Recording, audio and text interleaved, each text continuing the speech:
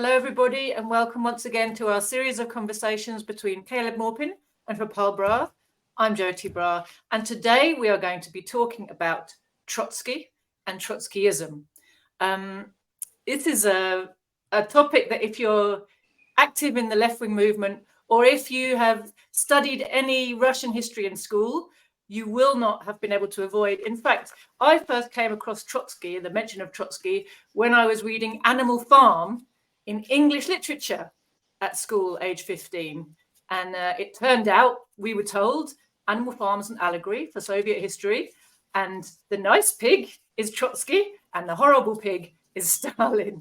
And if you want to know more about what I think about that, one of the first things I ever wrote was a little pamphlet on George Orwell and how much of an anti-communist he was.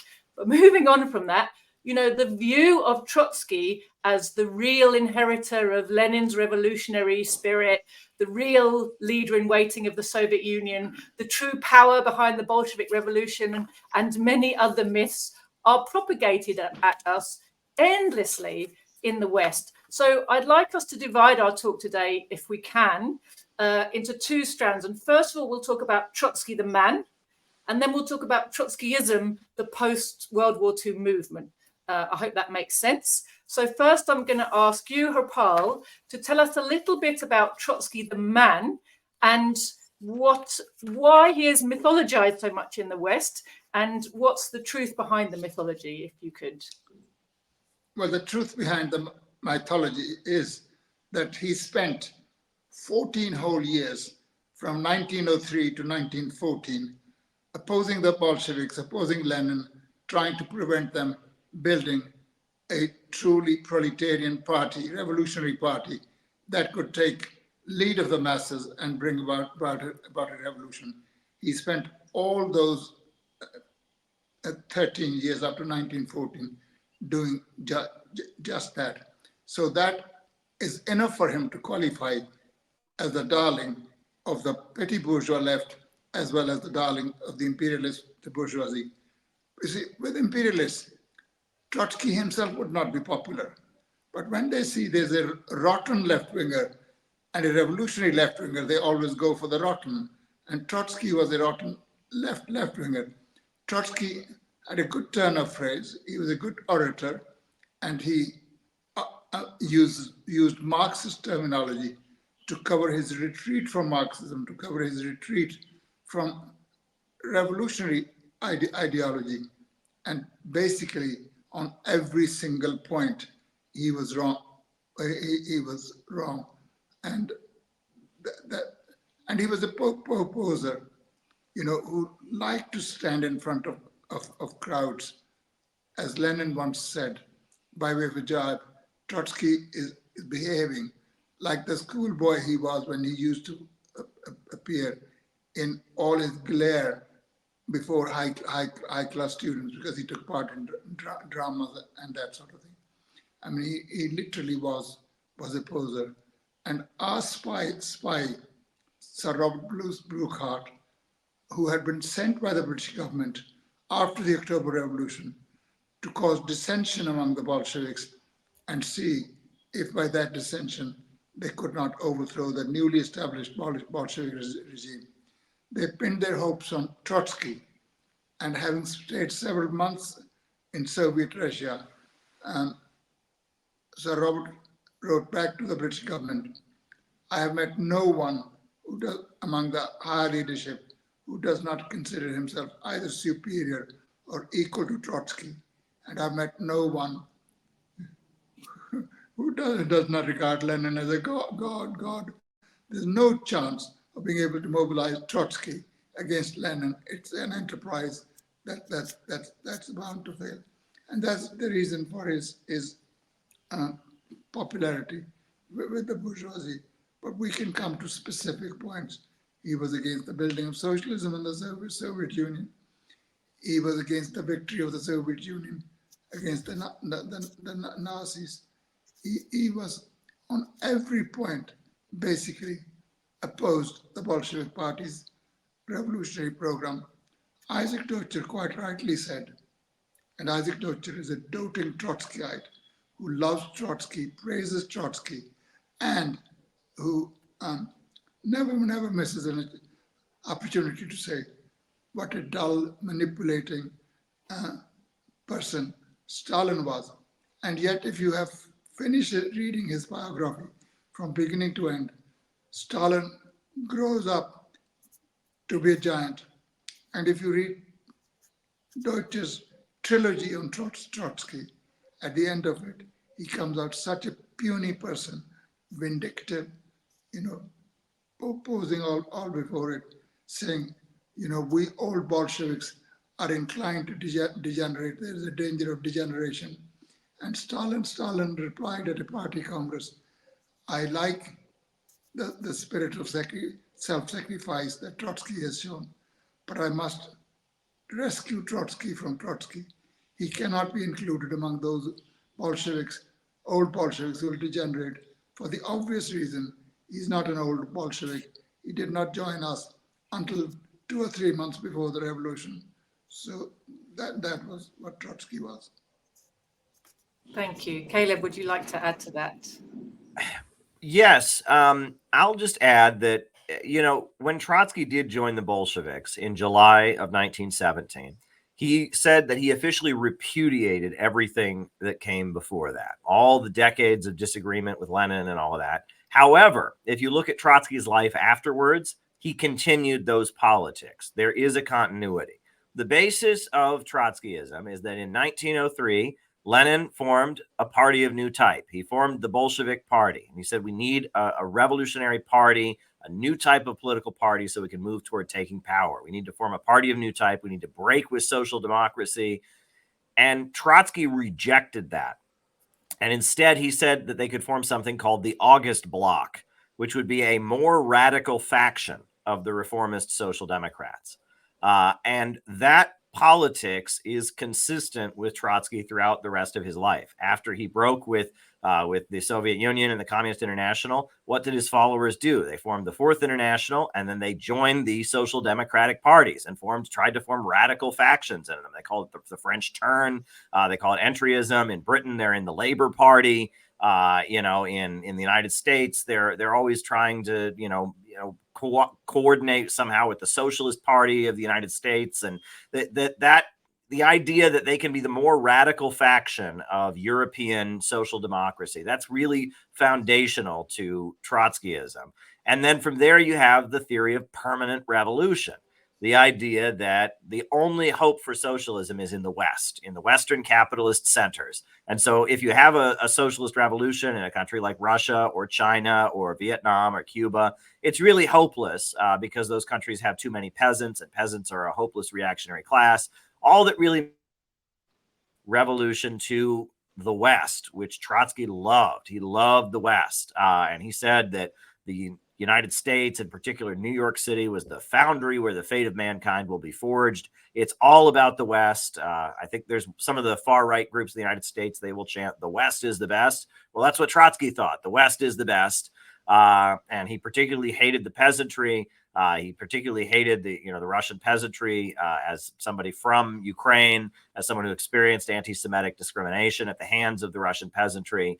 And he very much was from that school. Now, what's also interesting is that Trotsky spent most of his life in exile. And I recall at the time of the Russian Revolution, I remember looking back at old newspapers like the New York Times and all of that. Lenin was relatively unknown to the Western media, but they knew Trotsky, and they blamed Trotsky for the Russian Revolution because he'd spent his life in New York City, in Paris, in London, in Vienna as this well-known intellectual who was talking about being the great Russian revolutionary. And the Bolsheviks, on the other hand, people didn't know about the Bolsheviks until they took power. People, the Western press was like, who are they? Who are these people? But they knew Trotsky. So that's kind of my view of Trotsky. Trotskyism was an attempt to not adopt Lenin and Leninism. It was an attempt to hold on to European social democracy. It was a middle class trend. We can talk more about it. But yeah, those are my initial thoughts. Beautiful. Thanks, Caleb. The things that strike me listening to you guys that kind of jump out at me. Number one, Trotsky as an individual, his egotism was noted by everybody who mixed with him. I can't remember who it was. It might have been Arthur Ransom, or it might have been John, the 10 Days Who Shook the World guy. One of them, during the time of the October Revolution, watching Trotsky, said, this guy would die for the revolution as long as there was a big enough audience to watch him do it, right? That was how he kind of summed up Trotsky's personality. You know, that he was totally egotistical, that he could never kind of get over the fact that he wasn't number one, because in his mind, he was number one, right? His phraseology was very ultra left, you know, and this characterizes Trotskyism today still, kind of hiding a lot of policies which are actually acceptable to the ruling class behind very revolutionary sounding phrases. And that characterized Trotsky himself as well as Trotskyism. And the other thing is just the fact that actually, you know, when you find out more about Trotsky and his policies and his writings over the course of his life, there's a lot of contradiction in there. But the one thing I think that really, and Hopal highlighted it right at the beginning, the one thing that ties it all together is not that he had a coherent worldview, but that he was anti-Lenin, in fact. You know, the Trotskyists hold up Trotsky as the next Lenin and the inheritor of Lenin. But in fact, if you look at Trotsky's life and work, the essence that you can pull out of it is anti-Lenin, anti-Leninism, right? That's the one kind of guiding principle that seems to underlie it all. Hopal, Caleb's mentioned quite a few of Trotsky's kind of key theoretical contributions, if you like, to the confusion of the working class. One is the question of the peasantry, one is the national question, and the other one is the question of permanent revolution. So I wondered if you'd like to talk a bit about any of those. All of them are tied together. If you ask me to characterize Trotskyism, what characterizes Trotskyism, first of all, is the theory of permanent revolution. That's the hub of everything that you have mentioned. Second is his attitude towards the dictatorship of the party, of the proletariat and the leadership of the party. And the third one is his attitude towards the leaders and institutions of the Bolshevik party. If I may spend a couple of minutes on each of those. The first one, theory of permanent revolution. You must really understand it properly. I mean, the theory of permanent revolution can actually be described as the theory of permanent hopelessness. What it meant was, at the time that Trotsky and Lenin were in the movement at the beginning of the 20th century, everybody knew that the then coming revolution in Russia was bourgeois democratic revolution, that this was not a socialist revolution. So the question was, what was to be the attitude of the proletariat towards it? The Mensheviks, who split from the Bolsheviks, or the Bolsheviks who split from the Mensheviks as early as 1903 over the question of the membership of the party and what conditions had to be satisfied. And by the way, Trotsky sided with the Mensheviks on that. He'd been brought to that conference by Lenin, and as soon as this scoundrel comes, what he does is fights against Lenin over that. So that it's going to be a bourgeois revolution. The Mensheviks believed, yes, it was going to be a Menshevik revolution, bourgeois revolution. And what will happen after that would be there'll be a long period during which the capitalist class will establish itself as the ruling class and develop capitalism. And at some future date, there could be a talk of socialism. Lenin, on the other hand, believed, yes, it was going to be a bourgeois democratic revolution, but the leadership of the bourgeois democratic revolution must be in the hands of the proletariat, because it's proletariat and proletariat alone that is really interested in the outcome of that revolution, because the bourgeois revolution would create a fertile ground for the development of socialism, propagating among the masses and moving to the next stage. In other words, there are stages in the revolution, but stages don't mean that each stage lasts 50 or 100 years. All it depends on is on the preparedness of the masses when they are ready to move on to the next stage. So Trotsky, on the other hand, said, yes, it was a bourgeois revolution, but, that the coming revolution must overthrow Tsarism, autocracy, but it must straight away lead to socialism. It was going to be a socialist revolution. So he was actually distinguishing himself from everybody else. And Lenin quite rightly said, it won't lead to socialism. This revolution will lead to bourgeois democracy, but led by the working class, which would prepare the grounds for the transition of that revolution to a socialist revolution. As early as 2003, in his press pamphlet, One Step Forward, Two Steps Back. 1902, maybe. Three. It was 19. just after the second Congress of the RSPL. 19. Anyway, yeah. And he made it perfectly clear what he was seeking. Trotsky, on the other hand, being the super revolutionary, he couldn't bear to see that there were ever intermediate stages in the revolutionary process. And also, the next question was, in the coming bourgeois democratic revolution, who would be the allies of the proletariat? For the Mensheviks, the point was clear. The bourgeoisie was going to be the allies of the proletariat. For the Bolsheviks, it was going to be the peasantry, which needed and desired land, who would be the most reliable ally of the proletariat, not the bourgeoisie. The bourgeoisie was only fighting for a compromise with Tsarism, whereas the peasantry was fighting a life and death struggle for achieving land ownership. And Trotsky, on the other hand, said, we will neither have the bourgeoisie as allies nor the peasantries, but the start of the movement will bring the proletariat into power.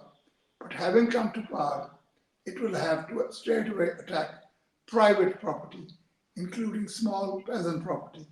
And in doing so, the proletariat will come into a conflict with the peasantry, thanks to Trotsky's theory. And therefore, it could not win against the majority of the population, the peasantry, unless there was a European-wide revolution. Not revolution just in one country, Germany, but in every capitalist country. And the victorious proletarian of the West would come with armed force to help the Russian proletariat, which by now, thanks to Trotsky's theory, would be in trouble, and would thus complete the revolution and make the temporary seizure of power into a permanent revolution. This convoluted theory he called, theory of permanent revolution. But as a matter of fact, it's a theory of permanent hopelessness, because nowhere in the world up to now has there been a simultaneous revolution in all the advanced capitalist countries. In fact, there hasn't been a revolution in an advanced capitalist country at all. The question is, should the proletariat, if the opportunity arises, take the opportunity of seizing power and developing socialism? In one of his letters to Boris Souverain, Lenin was asked the question, but the proletariat is very small in your country. Can you build socialism? Lenin said, tell me in which book, which Marx and Engels have stated that if the proletariat is in a minority, it cannot build socialism. Why not do the other way around? We gain power and we help to build industry and create a proletariat and build socialism on the basis of it. Precisely what happened.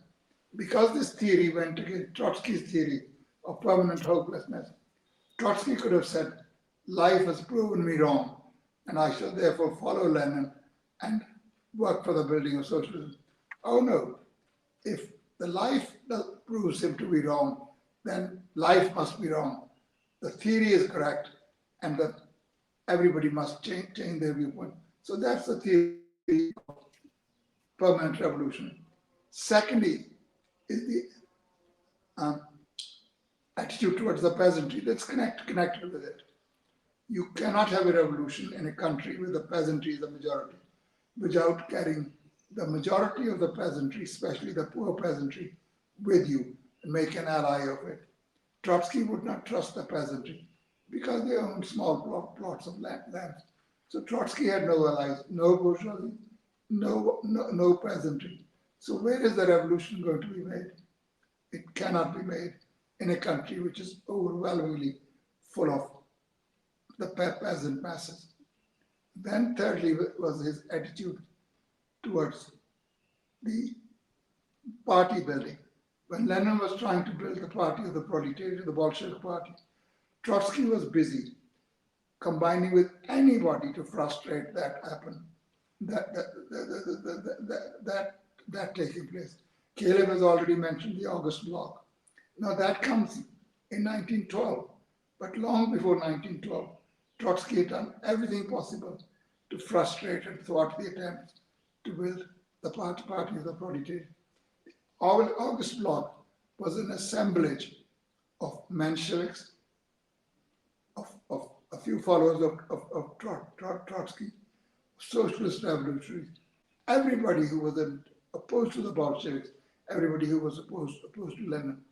It was a party based on conciliation with the wrong elements. And Lenin constantly chided Trotsky for being a chief conciliator and for being a diplomat rather than a proletarian politician.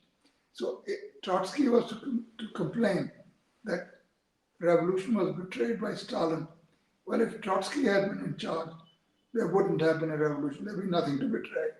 So at least the revolution was made that somebody could come along and betray.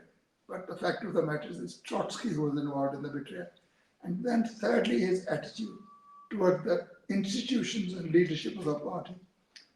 In 1912, he writes a letter to the Mensheviki in which he says that this professional manipulator of backward elements of the working class movement, namely Lenin, is at it again. And Leninism bears the seeds of its own destruction within itself. Having cited that quotation, Trotsky says, Stalin says at one of the Central Committee meetings, watch the language, comrades.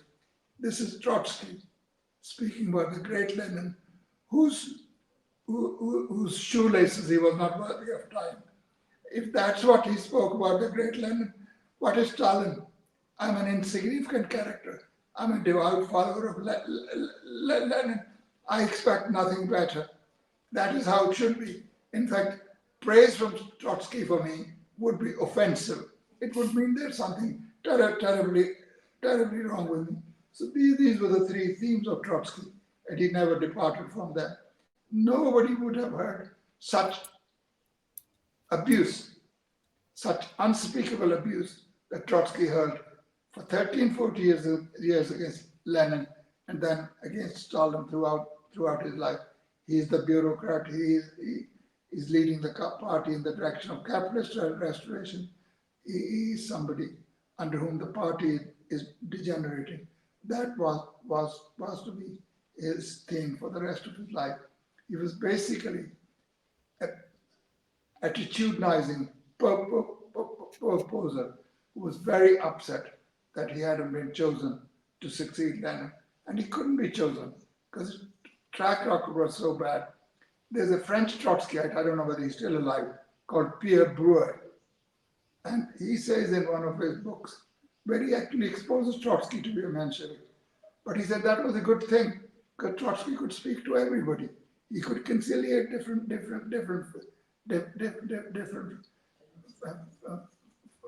factions, if you like. And then he goes on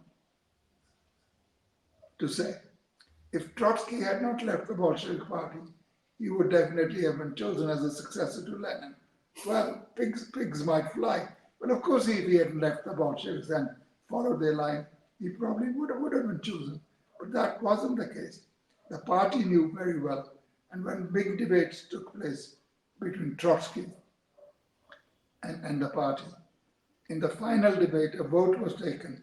The party, headed by Stalin, had 750,000 votes, and Trotsky's lot had 4,000 votes. Now you can judge from there what influence he had on the Russian working class. And Stalin said, Trotskyism has come to such a pass because Trotskyism has for long been trying to substitute Trotskyism for Leninism. The party doesn't want that. The party wants to follow the Leninist line, and Trotsky wants to improve Leninism. He wants to, bit by bit, actually to substitute Trotskyism is for Lenin. And that's why he suffered. It's not because of his lack of oratorical skills, because he had plenty of them. It is not because of his skill at self-promotion. He had plenty of that. It's not because of his ability for self-advertisement. He had all those qualities, and yet he came to nothing. As Stalin said, it's not a question of what skills you have. Plekhanov at one time was the leader of our party. And what's more, he was the founder of our party. What's more, he was highly respected. He had far greater respect among the masses than Trotsky ever could have. But once Plekhanov turned away from Marxism towards opportunism, the masses turned their back on him. And precisely for that reason, the Russian communists turned their back on Trotsky because he turned away from Marxism and Leninism. So that's really. Thanks, Harpal. You know, again, the thing that comes out about Trotsky, the individual, is really his petty bourgeois individualism. You know, his absolute inability to let the truth be stronger than his ego. You know, so you can't change your mind about your ideas, even when your ideas have been proven wrong over and over again in the crucible of real life and practice. And this absolute inability to be a disciplined cog in the machine. He was all in favor of other people being cogs in a machine as long as he was in charge of it. But he definitely had that petty bourgeois mindset of the rules are for other people, the little people, you know, and I'm a big person and therefore the rules don't apply to me. And you can see, therefore, just on that basis, never mind the fact that, you know, his theories fit nicely with a lot of imperialist and petty bourgeois prejudice. You know, you can see how, as an individual, he appeals to petty bourgeois intellectuals in the West. Caleb. Well, speaking of that, you know, one thing that is just a strong argument against Trotsky that gets routinely ignored. He wrote this book, which is called Stalin, An Appraisal of the Man and His Influence by Leon Trotsky. The first chapter of the book argues that Stalin's flaws are rooted in the fact that he's, quote, Asiatic and that he's not European, right? I mean, and that's the first chapter. I mean, it just starts out talking about how Stalin is from Georgia. Stalin's not a Western. He doesn't have the Western understanding. He's got this Asiatic mindset. So that kind of shows you, you know, the basis of Trotskyism. And again, he's in love with the West, and then he baits Stalin over being, quote unquote, Asiatic.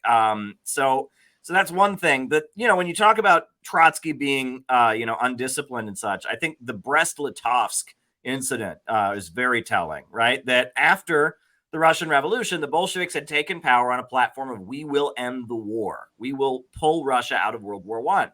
And Trotsky and a lot of other Bolshevik leaders said, well, now that the Bolsheviks have taken power, it's a revolutionary war. It's not an imperialist war, so we can continue fighting because we're fighting for socialism. And Lenin says, well, no, we took power on a platform of we will end the war. We have to end the war. And Trotsky was the foreign minister of the Soviet Union, so he was sent to meet with the Germans to sign a treaty to end the war, and he didn't do it, right? And instead, he made a big point of arguing with the Germans about issues that had nothing to do with signing the treaty. And he went to go meet with the Germans. And for days, he met with them, and he did not sign the treaty. And he came back with no treaty. And even though he'd been sent to sign a treaty, and he came back with his position that they would have no war but no peace, meaning they would never sign a treaty with the Germans, but they would demobilize the fighting. And it would be almost like they had no war, and it was an outrageous position. And Lenin threatened to resign unless they went back and signed the treaty. And ultimately, they did sign the Treaty of Brest-Litovsk, and then Trotsky stepped down as the foreign minister because that incident was such an embarrassment. That was a moment where people were dying on the battlefield. They needed to sign a treaty, But Trotsky, in the name of being theatrical and performative and adopting his theories of permanent revolution or whatever, he wouldn't sign the treaty. And I think that stands out. But the other thing that I point out about Trotsky, which is interesting, is in his autobiography, and according to Isaac Deutscher and others, his mentor, the person he was the closest to, was Alexander Parvus. And Alexander Parvus was born in Russia, and he was a Marxist who then moved to Germany, became a German citizen, was elected to the German parliament. And Alexander Parvus was, we now know, a German secret police agent. He was running with the German intelligence agencies. And that Trotsky attributes his theory of permanent revolution to Alexander Parvus. So a German intelligence officer is the author of Trotsky's primary theory.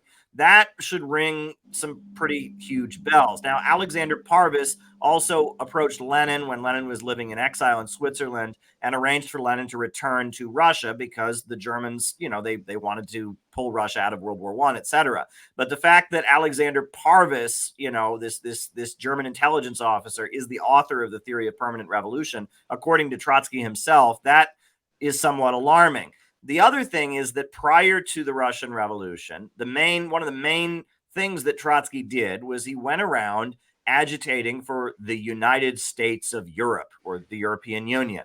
And in Lenin's very important essay, Imperialism and the Split in Socialism, Lenin says, we don't want to create a European Union. We don't want to create a United States of Europe, because that would strengthen imperialism. To have all the imperialists combine all their strength into one government, that would lead to further exploitation of the third world. That would strengthen imperialism. But Trotsky was in favor of creating a United States of Europe because he said, well, that would break down national barriers and the workers of different nationalities would come together. And I think that's rather important now in light of the fact that there is a European Union that has come into existence, that has been a disaster for the working class of Europe. And Trotsky and Lenin was against it from the beginning. So there you go. Definitely. Thanks, Caleb. If it's all right, we'll talk a little bit now about Trotskyism. So, Trotsky in his lifetime lived to see all of his theories disproven in life. Stalin became the beloved hero of the whole mass of the world's population. All the national liberation struggles, all of the working class people of the world looked to Stalin's Soviet Union for leadership and guidance, and trusted and loved the leadership of the Soviet Union for the support it gave them and the great leadership it gave them, and the incredible job that the Bolsheviks under Stalin had done of building the Soviet Union, defeating fascism, all of the things that it did. All of Trotsky's predictions were disproved, and Trotsky himself ended his life ignominiously in Mexico. But something happened after World War II to resurrect Trotsky and Trotskyism, which otherwise, to be honest with you, I think would have quietly died a death, there and then at the end of World War II. So, Harpal, do you want to talk a little bit about how Trotskyism was resuscitated in the 1950s? Yes, I do. I mean, what came to the rescue of Trotsky were two things.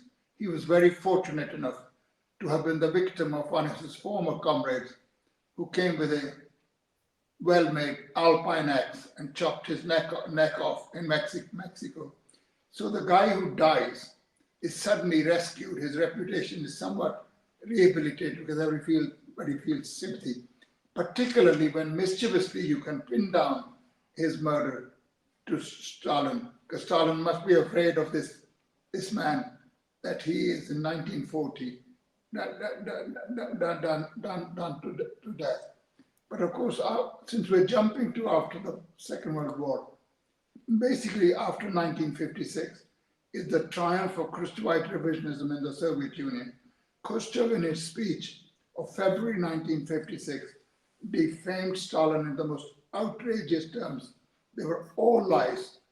They were all lies. We have said that for years. And recently, Grover Ferb, the American academic, came up with the book, Khrushchev Lied. So he says, every one of the assertions made by Khrushchev was a lie. So Khrushchev is the one who restored Trotsky's reputation. Not directly, because he didn't have the courage to do that, but people said, he's saying all those things that Trotsky used to say. It's the General Secretary of the Communist Party of the Soviet Union who's saying that. So that gave a certain amount of credence to the Trotskyites. But it's wearing thin. But unfortunately, it's taken a long time for it to wear thin, because not only has Khrushchev's policy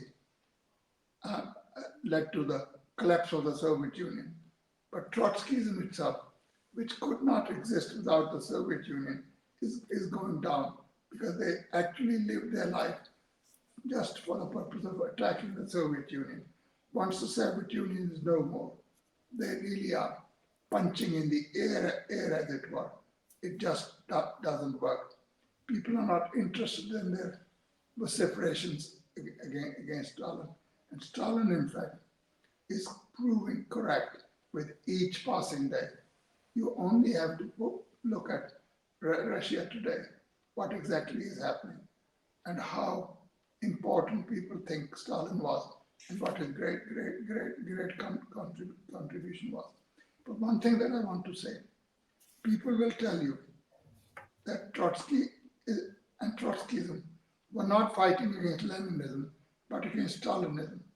But Stalin proved it conclusively that the fight that the Trotskyites were waging was waged first against Lenin, but after the October Revolution, it became a dangerous thing to attack Leninism directly.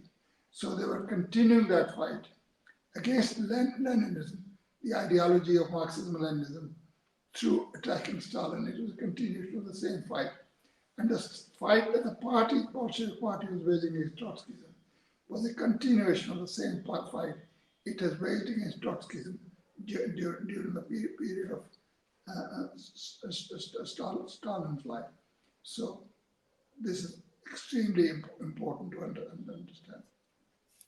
Thank you, Gopal. You know, the things from my experience of mixing with Trotskyite organizations, of which there are a plethora in Britain, which, as you say, used to be much bigger and stronger and everywhere in the streets, and now have receded significantly when it comes to a street presence anyway. But certain things stood out to me, and Caleb, maybe you can comment on some of these. One is that it's very much a Western ideology that works really only in the imperialist countries, because it wraps up propaganda which is actually acceptable to the ruling class, anti-national liberation struggles, anti the USSR, in revolutionary language, which sits well with a certain section of the population, especially students and intellectuals, right? To seem radical and revolutionary while actually not threatening any of the prejudices you've been brought up with by living in an imperialist country, right? And the other thing is, you know, increasingly, I get the impression that the whole Trotskyist project and movement in the West has been significantly sponsored by the secret services as a tactic to divide and confuse the working class about what Leninism is. Because what you find is, so you look at the tactics of the Bolsheviks that were so successful, right?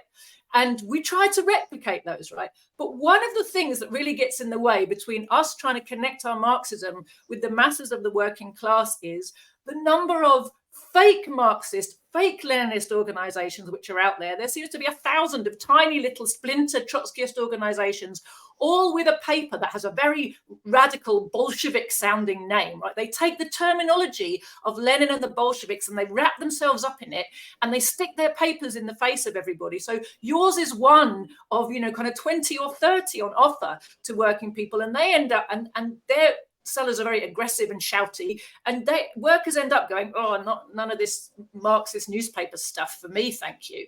You know, and the people who do want to find a good Marxist newspaper, they've got to wade through all this rubbish to find the one that's worth looking for. And of course, lots of people simply give up because a lot of the ones they'll come across accidentally or just, you know, in the course of looking will be full of rubbish that will put them off, right? So I'd like you to talk a little bit about that, the role that Trotskyism plays in the working class movement.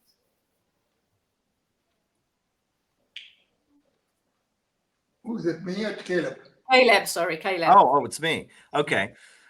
Well, it's interesting. When you say that about how it's been intentionally fomented, I believe Joseph Goebbels, the Nazi propagandist, in his diaries, he mentioned that the Nazis during World War II had two different propaganda broadcasts into Soviet Russia. One was a Russian nationalist and czarist broadcast against the Soviet Union, and the other was a Trotskyist one. And this is in his diary. He admits they had a Trotskyist radio program that they were broadcasting into the Soviet Union to cause confusion and dissent during the Second World War. The other thing that's interesting, and I've pointed to this before, is that there's an individual that now has just been, forgotten by history, named Otto Strasser. And Otto Strasser was a founder of the Nazi Party who had a falling out with Hitler and fled to Britain. And from Britain during World War II, he did broadcasts about how he was the true Nazi, and Hitler had abandoned Nazism, and the British government promoted him. And after World War II, he was able to set up shop, and he was legally allowed to exist as kind of a Nazi who was against Hitler, and it just kind of faded into nothing. But it showed that was a propaganda tactic that was used, right? That because the British were fighting the Nazis, they created the true Nazi. And if you look at that, you can understand that Trotskyism serves an intelligence purpose as a movement, right? The idea of instead of just saying that Stalin and communism is completely wrong, let's find somebody who had a falling out with Stalin to say that he's the true communist and project his ideas. It makes sense that would serve a propaganda tactic. The Nazis did this, and it seems like the West did that with Trotsky as well. The other thing that's very interesting about Trotskyism is that in the lead up to the Second World War, you see every political movement in the Western world dividing, basically on the question of what side are you on. In the United States, the Communist Party, they're on the side of Roosevelt, who they're in alliance with against fascism and the People's Front, and they're admiring the Soviet Union and Stalin.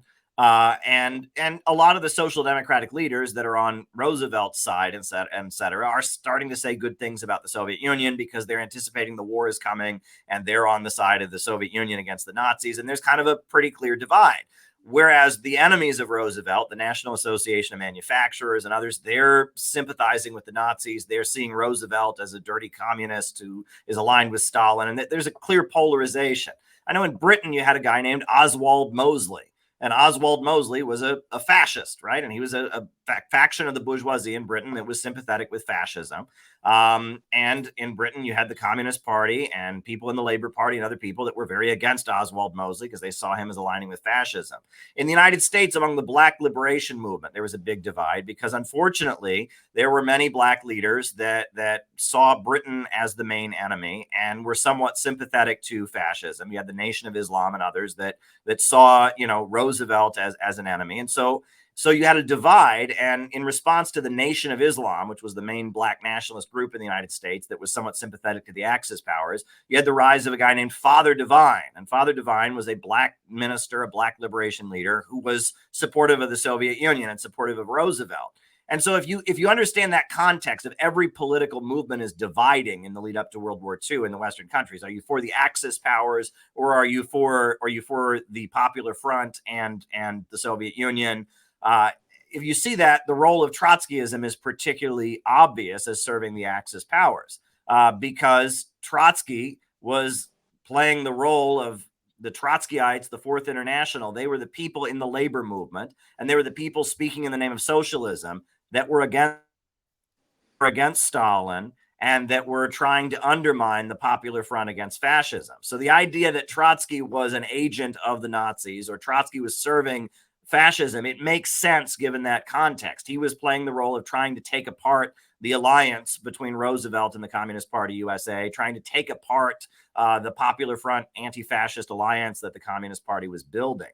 And if you look at it that way, the idea that the Trotskyites could have been serving fascism maybe not consciously, but I guess Grover Furr argues that it was definitely conscious, but even unconsciously, that's the role they were playing. The word fifth column, which used to be a much more commonly used term, it comes out of the Spanish Civil War, and that in the Spanish Civil War, when the fascists were trying to seize Madrid, they said, Franco said, well, I have 4 columns outside the city, and then I have a 5th column inside the city. And what he was referring to was the Trotskyites, because he was covertly giving aid and sponsorship to the Trotskyites in Spain that were trying to undermine the Spanish Republic that the Communist Party was supporting in an alliance against fascism.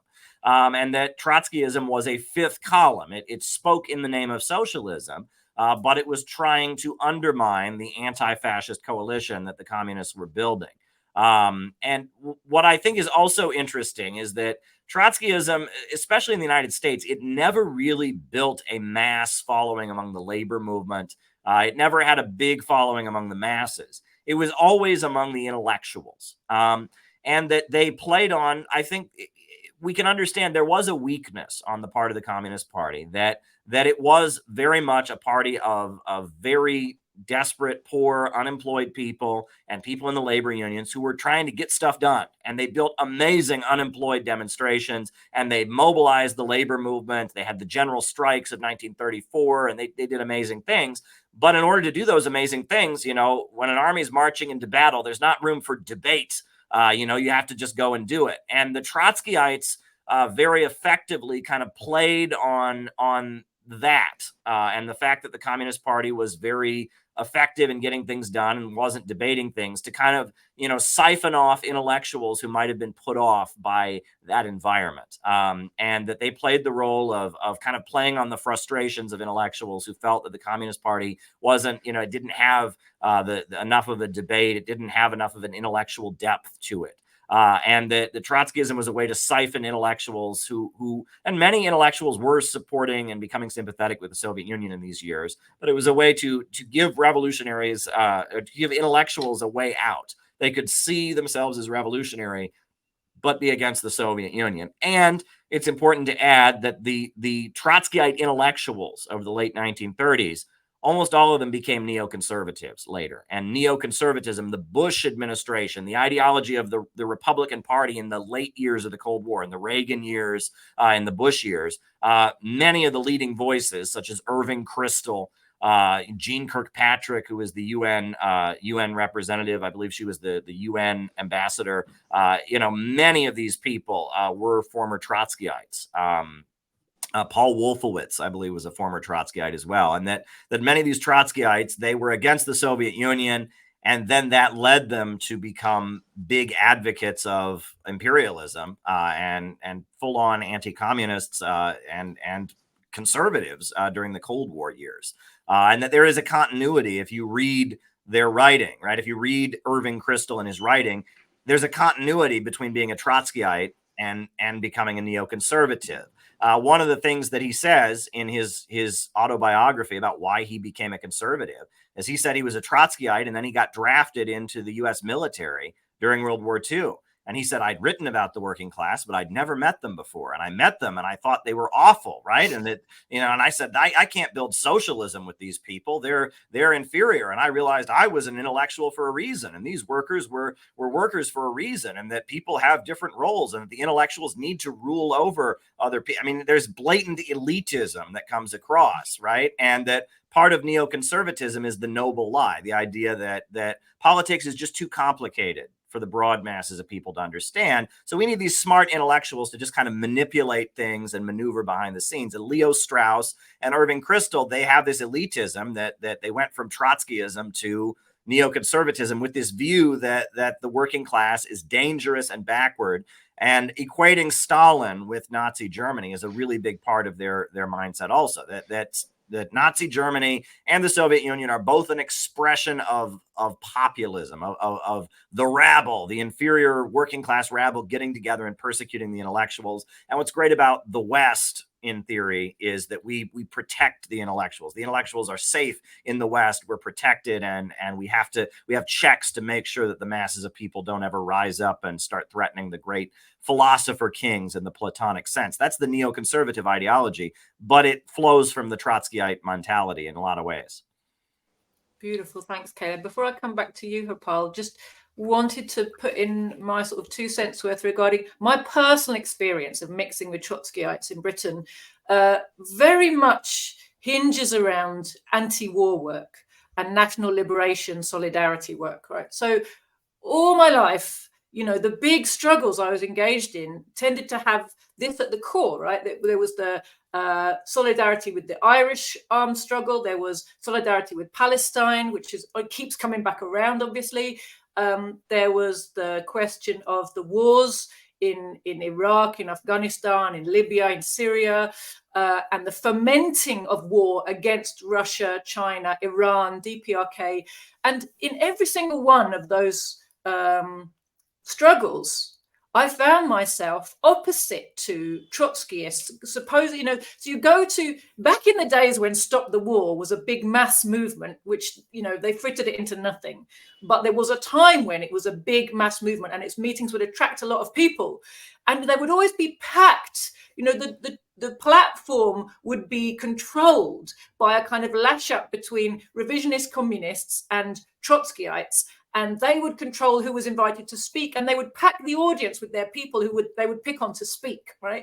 And I remember regularly we'd go to a meeting that was about, you know, the war in Iraq, and they would promote to us, you know, Iraqi trade unionists and communists who had been brought back to Iraq by the occupation forces, right, as sort of heroes. Or we would go to a meeting about the war in Syria, to be told by the Trotskyists there, oh, don't you know there's a revolution happening in Syria? There are people's councils being set up against Bashar al-Assad's government. Don't you know it's a popular uprising? And by the way, something similar is about to happen in Iran. We must support the people's councils in Iran. We must support the people's councils in Libya. We must support the people's councils in Syria. Now, not only were these people's councils a total fictitious mirage of the fervid Trotskyite imagination, I've never heard a Trotskyite apologize for the fact that that was a lie and a delusion, you know, a lie at worst, a delusion at best, right? I never heard them go back on that propaganda. They never take it back, but they always bring it out when imperialism's getting ready to make war against a country of its choice. The Trotskyites, on the one hand, they'll say, oh, war isn't very nice, so we must oppose war. And then they will go on to not only repeat the imperialist propaganda, but embellish it and give it kind of working class credentials. And their complaint ends up being that our ruling class doesn't go far enough against the evil oppressors of the people in the targeted country. So, you know, their complaints against Saddam Hussein or Robert Mugabe or Kim Jong-un or whoever it might be are like more rabid than the imperialist ones. So, Harpal, I wonder if you could explain where that comes from. Well, can I say something? Can I jump in? I just to echo what you said. I remember at during the Arab Spring in 2011, the United National Anti-War Coalition of the United States, UNAC, had a meeting, and I was at that meeting.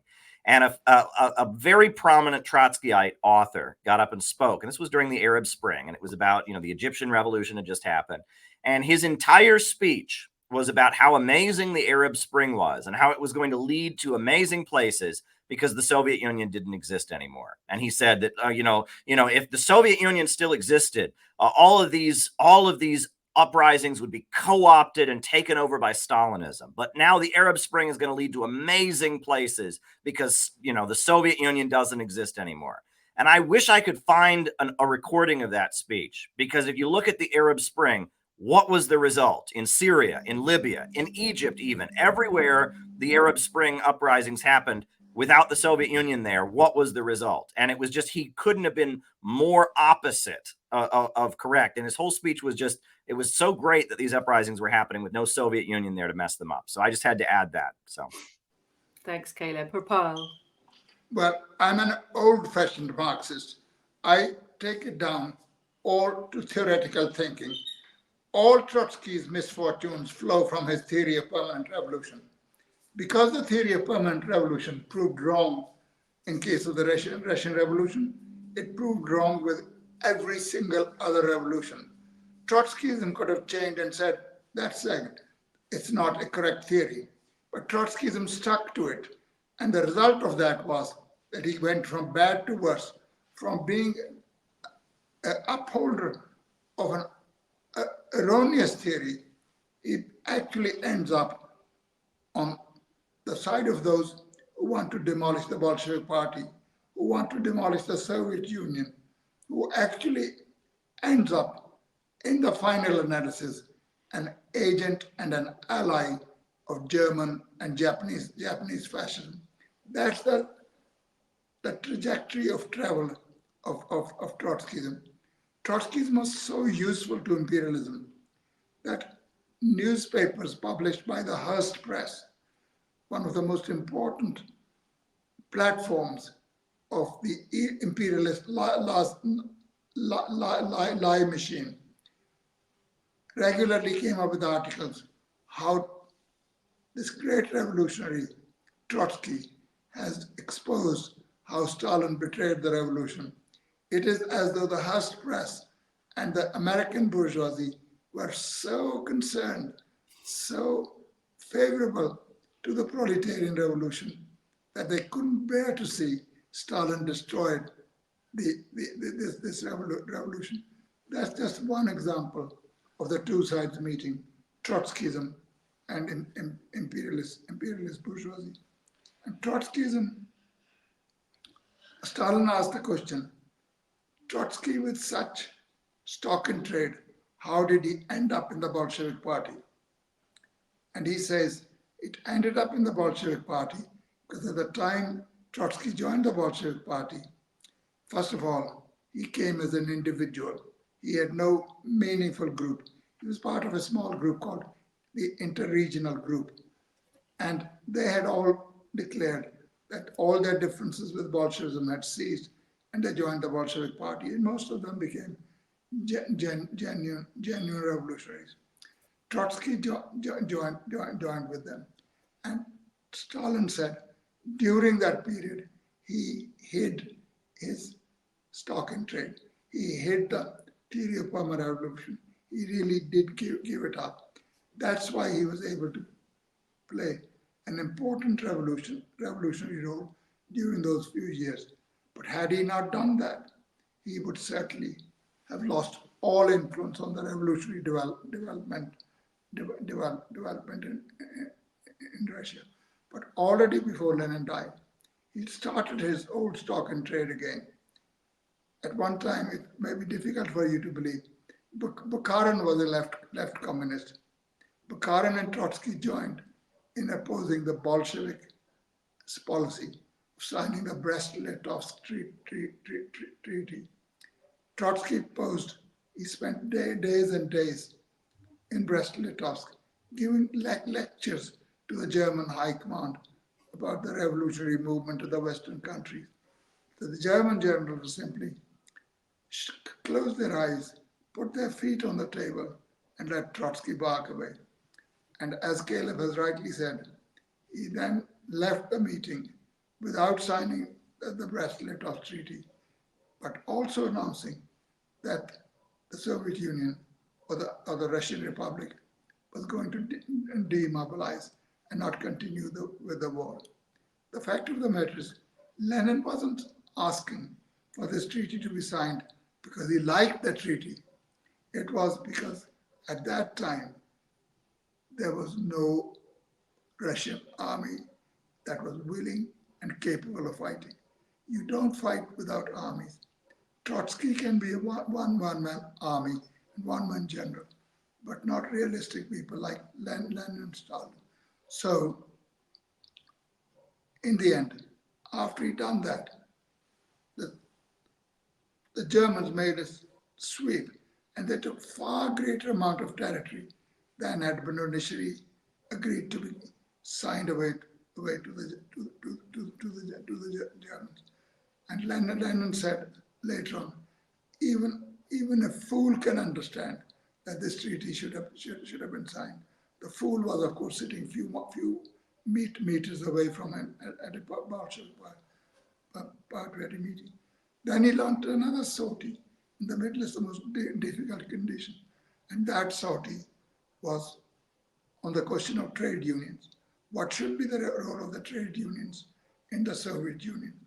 I'd invite you to read Lenin's two articles, very important ones, Trade Unions and the Mystics of Comrade Trotsky in Bukharin, and another one, once again on the trade unions and the mystics of Comrade Trotsky and Comrade Bukharin. They wanted this so-called Democrat fighting against Stalinist bureaucracy, wanted the trade unions to become state organs and do whatever the government of the Russian Republic said. Lenin said, you can't. Trade unions have their own interests. The trade union leadership must protect the interests of working people. He was beaten on that. And then it carries on.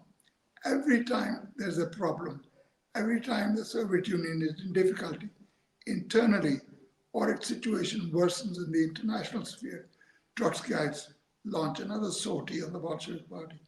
For example, the 1926 general strike was defeated. Wasn't defeated because of Stalin, wasn't defeated because of the Soviet Union. It was defeated because the Labour Party and trade union leadership betrayed that strike. But the Trotskyites pinned it on Stalin, that the Soviet Union hadn't given them good advice, that the Soviet Union hadn't given them support. That dies down, and a couple of years later comes the question of Chinese Revolution. Chinese Revolution suffers serious defeats at the hands of Chiang Kai-shek. Again, the Trotskyites pin the blame on Stalin. You ought to read my big article in my book on Trotskyism and Leninism on the question of the Chinese Revolution. So every time there is a problem, they pin the blame on the Soviet Union. At the same time, if the Soviet Union does anything to defend its position against internal and external enemies, they accuse the Soviet Union of using foreign parties as tools of Stalin policy, Stalinist policy. And as Stalin said, what would the international revolution be without the Soviet Union? You know, what would it be if the Soviet Union did not exist? Soviet Union supports other people, and it gains the support of other people. That's the mutual help given by revolutionary proletarians all over the world. And then of course, having been beaten all over the place, when Trotsky was in favor of industrialization and collectivization in 1924, when the conditions for it did not exist. But as soon as industrialization takes place, as soon as collectivization takes place, he writes that collectivization should be stopped on the grounds that the state farms were not paying their way, on the ground that the collective farms were fake. They did not exist really. Instead, he wanted the policy of restricting the exploiting tendencies of the kulaks, the policy that party had pursued 4 years earlier, quite correctly. On the question of industrialization, he wanted to stop the industrialization by saying that what we need is give big concessions to foreign capitalists to develop the Russian economy. But then, in the end, he writes a book, Revolution Betrayed.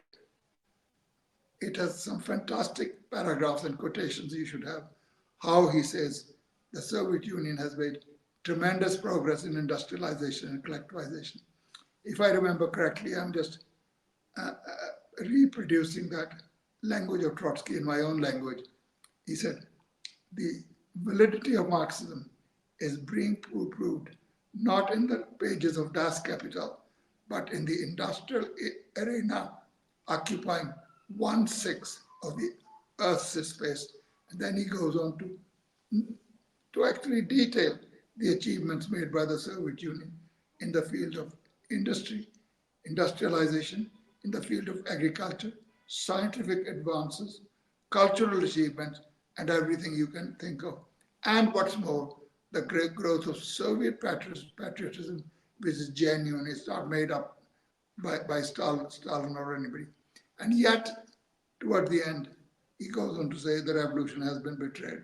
Now, there's such a dichotomy between thought and language that the more you build socialism, the more you're betraying the revolution. I meet Trotskyists in Britain today, and they call Stalin counter-revolutionary because he decided to build socialism in one country. Well, they don't have the courage. They're not stupid.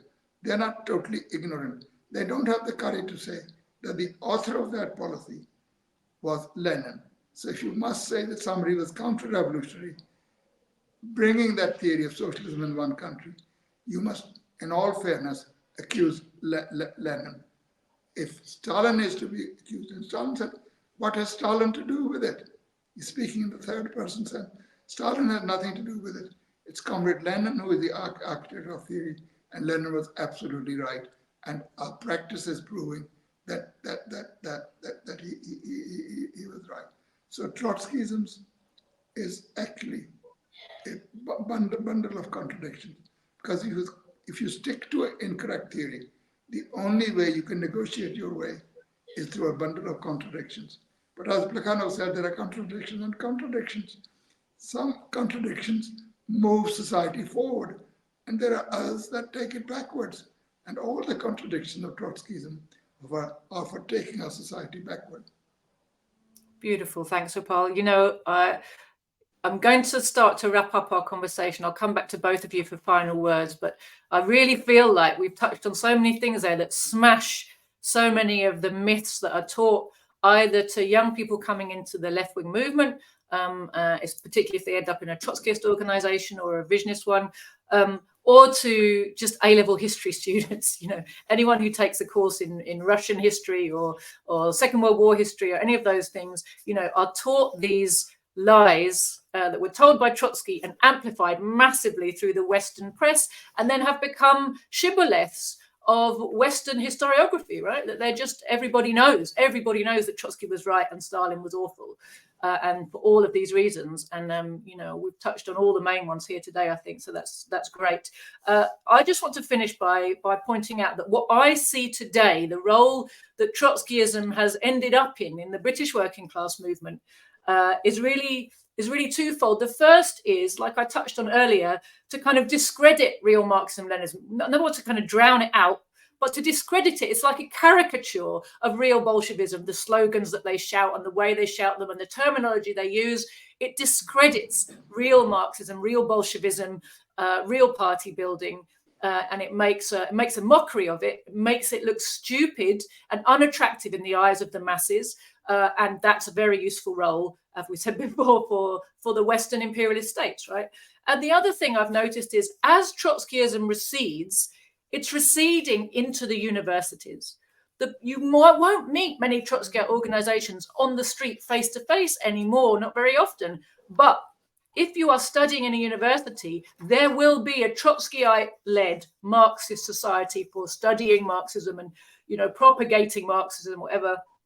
And really, I think this role, is a particularly insidious and important one, as far as, you know, insidious as far as our movement is concerned, and important as far as the state is concerned, because, of course, radical intellectuals and radical students have always played a really important role in successful revolutions. And I don't think it's an accident that when the Trotskyite movement is shrinking in on itself, where it gravitates to is the universities, to catch the revolutionary-minded young people and make sure they don't end up in the arms of the real revolutionaries. So I'm going to hand over to Caleb for your last thoughts, and then Hopal.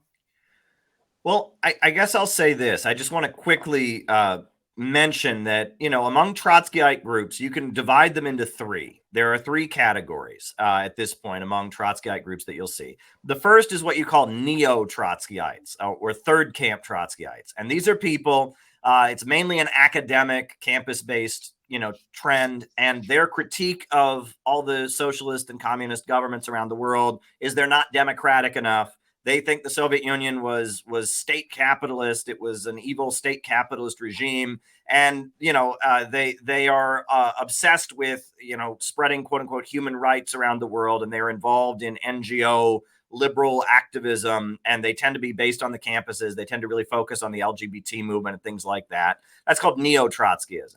The second current that you get is what you might call mainline Trotskyism. And in Britain, these are the folks that joined the Labour Party. In the United States, we have a group called Socialist Alternative, that was big in supporting Bernie Sanders. And they'll claim to kind of support Cuba or kind of support socialist countries, but they don't really support them. They'll say, well, they're socialist in foundation, but they want to overthrow the Stalinist bureaucracy. And they're obsessed with labor unions, and they want to build labor unions. They'll talk about economics. They're on the wrong side internationally, but they're very interested in labor unions and economic struggles. And then you have a third category of people that they call orthodox Trotskyists. And these are Trotskyists that I jokingly say, these are Trotskyists that are just nuts. These are Trotskyists who will say things like World War II is still happening because Trotsky said World War II can only end with global revolution. So it clearly must be happening still because Trotsky said, there's some of them that believe in UFOs and space aliens. There's some of them that want to legalize pedophilia and will go to great lengths arguing about why child rape should be legalized because of something that Trotsky said or Lenin said. But to the credit of some of these weird, orthodox Trotskyists, some of them will actually take stances that are against U.S. imperialism because they're nuts. They're so hyper sectarian and crazy. Some of them do support Russia and Ukraine. Some of them will defend the DPRK a little bit or something like that. But they're a very obscure, even more obscure wing of things. But those are the three camps of Trotskyism that you'll see. You'll see they divide into those three categories. But what brings them all together? And I think this is what I would like to end my contribution today with. What is the essence of Trotskyism? It's that when Lenin developed his theories, he said that the main danger to humanity is imperialism. Capitalism has become imperialism, a global system of monopoly capitalism that is holding back development and impoverishing people all over the world. And the duty of revolutionaries is to oppose imperialism. And Trotskyism, all of its different manifestations and interpretations, is always an attempt to say, no, it's not about fighting the imperialists. It's about fighting for pure workers' democracy. It's about fighting the Stalinist bureaucracy. It's about, it's about this, it's about that. It's never a fight against the imperialists, right? Trotskyism is a way that you can claim to be a Marxist or a socialist or a revolutionary, but not focus on fighting the imperialists. Fight some other battle, but not against imperialism. That is the essence of what Trotskyism is. Beautiful. Thank you, Caleb. And of course, that explains why Trotskyism is so anti-Leninist, right? Harpal. Yeah, just 2-3 points, comrades. First of all, there is not a single socialist revolution or a single genuine revolutionary national liberation struggle that the Trotskyites have wholeheartedly and genuinely supported. There might be the odd group that does it and stands out on its own, but they do not. And they do not because it follows from the theory of permanent revolution. The revolution can only come in advanced countries. That too, if it comes all together simultaneously. And they do not recognize national liberation struggles. During the time that Lenin was fighting for years to have in the party program of the Bolshevik Party, the clause about supporting the national liberation struggles of the people subjugated by Tsarism and other countries, the Trotskyites opposed it, as indeed did, unfortunately, Rosa Luxemburg. During the Vietnam struggle, we were in the movement. The Trotskyites could not ignore the struggle. The Vietnamese were kicking, to use Scott Ritter's term, kicking the American butt. So people are enthused everywhere. So they couldn't keep away. But they brought dissension within the working class movement, while our slogan was victory to the National Liberation Front in South Vietnam. Theirs was the Ho Chi Minh is a Stalinist bureaucrat. He executed a number of Trotskyites in Vietnam. And my retort was not enough. And he should be commended for executing some, but leaving some others behind. The second point that I'd like to make is that as far as Trotskyism is concerned, after the collapse of the Soviet Union, apart from maybe one or two, there's hardly a Trotskyite organization, a party, a group that did not wholeheartedly and ecstatically welcome the counter-revolution in the Soviet Union. Everyone in Britain, for example, the SWP, the Workers' Party, the Workers' Revolutionary Party, and myriads of other small groups, they all said, socialism, communism is dead. Let's now fight for socialism. That was the slogan of the largest Trotskyite organization, namely the Socialist Workers' Party. They are on the side of counter-revolution. These dimwits first welcome the revolution. They say Gorbachev and Yeltsin are trying to fight for the revolution that Trotsky was fighting for. But within a few months, it was clear that they were attacking the working class, and then they can start complaining that the working class being attacked. Could you not have known that, you bloody dimwits? No, they couldn't. The only thing I want to say is Trotskyism has quite a few supporters, as Jyoti said, in the academia, and our job, literally our motto in the communist movement should be to bury Trotskyism forever. I've written a book of Trotskyism and Leninism. I don't make any money out of selling literature or writing books. I hope people will read, but since it's a big book, not many people read it. And I'm trying to persuade my party comrades to just produce the preface that I wrote to it, which is a long 60, 70-page preface. And we want to do that so we can give it to workers and young intellectuals and students so that they can, in a summary form get to know what Trotskyism is. And if we can make that small contribution, we are doing very, very well. Yes, the fight is against imperialism, but it can't be conducted without fighting against opportunism, without fighting against the agents of imperialism in the working class movement, one of whom ends to be the Trotskyist movement. Thank you so very much. Perfect. I think we can end there. All right. Thank you.